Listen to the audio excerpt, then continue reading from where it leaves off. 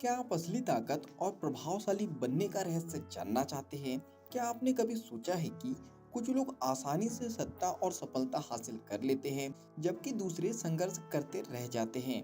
क्या आप भी राजनीति, बिजनेस और व्यक्तिगत जीवन में अपनी ताकत बढ़ाना चाहते हैं? अगर इन सवालों का जवाब हाँ है तो द 48 लॉ ऑफ पावर किताब आपके लिए है। यह रॉबर्ट ग्रीन द्वारा लिखी गई एक शक्तिशाली और विवादास्पद पुस्तक है, जिसमें बताया गया है कि किस तरह इतिहास के सबसे ताकतवर लोगों ने सत्ता प्राप्त की, उसे बनाए रखा और अपने विरोधियों को हराया। यह किताब मैकियावेली, सुंजू और अन्य महान नेताओं की रणनीतियों पर आधारित है। शक्ति का विज्ञान। रॉबर्ट ग्रीन बताते हैं कि शक्ति यानी पावर किसी व्यक्ति के प्रभाव, निर्णय लेने की क्षमता और दूसरों को नियंत्रित करने की योग्यता से निर्धारित होती है।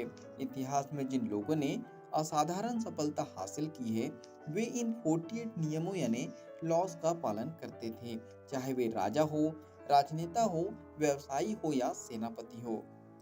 भाग एक, शक्ति प्राप्त करने के नियम। अध्याय एक, अपने से ऊपर के लोगों को कभी भी पूरी तरह ना चमकाए।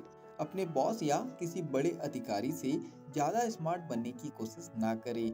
हमेशा उन्हें ऐसा महसूस कराए कि वे अधिक बुद्धिमान और शक्तिशाली है। अपनी प्रतिभा को धीरे धीरे दिखाए ताकि वे आपको खतरा ना समझे। अध्याय दो, हमेशा अपने इरादे गुप्त रखें। दूसरों को कभी यह ना बताएं कि आप असल में क्या चाहते हैं। यदि लोग आपके इरादों को नहीं समझ पाएंगे, तो वे आपको नियंत्रित नहीं कर सकते। चतुराई से चीजों को छिपा कर रखें और सही समय पर सही कदम उठाएं। अध्याय तीन, हमेशा कम बोले और अधिक सुने।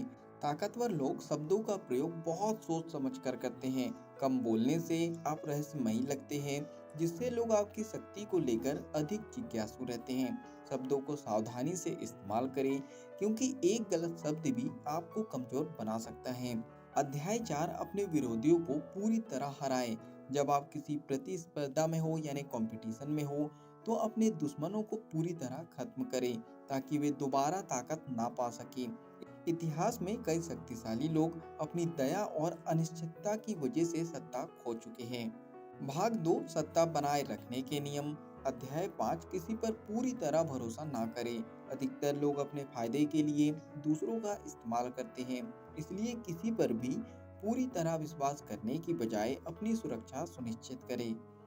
अध्याय 6, अपने शत्रुओं को भ्रमित करें।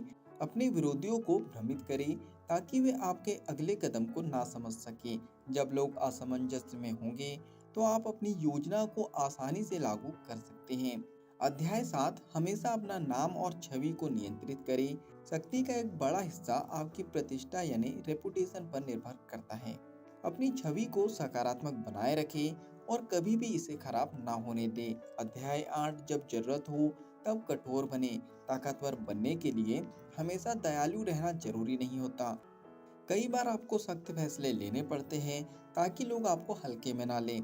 भाग 3, शक्ति और प्रभाव बनाए रखने के नियम। अध्याय 9, दूसरों को अपनी ओर आकर्षित करें। लोग उन्हीं की तरफ खींचते हैं जो आकर्षक और करिश्माई होते हैं। अपनी बातों और व्यक्तित्व से लोगों पर प्रभाव डालें। अध्याय 10, कभी भी फालतू संघर्षों में समय बर्बाद ना करें। बुद्धिमान लोग हमेशा सही लड़ाइयों को चुनते हैं।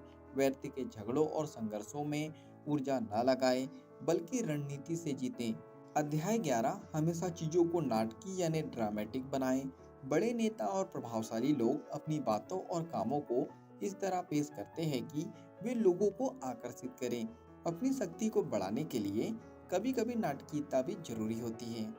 अध्याय 12, अवसर को पहचानें और तुरंत कार्य करें। जीवन में अवसर बार बार नहीं आते। जो लोग सही समय पर सही कदम उठाते हैं, वे आगे बढ़ते हैं। चलिए फाइनली इस बुक समरी के निष्कर्ष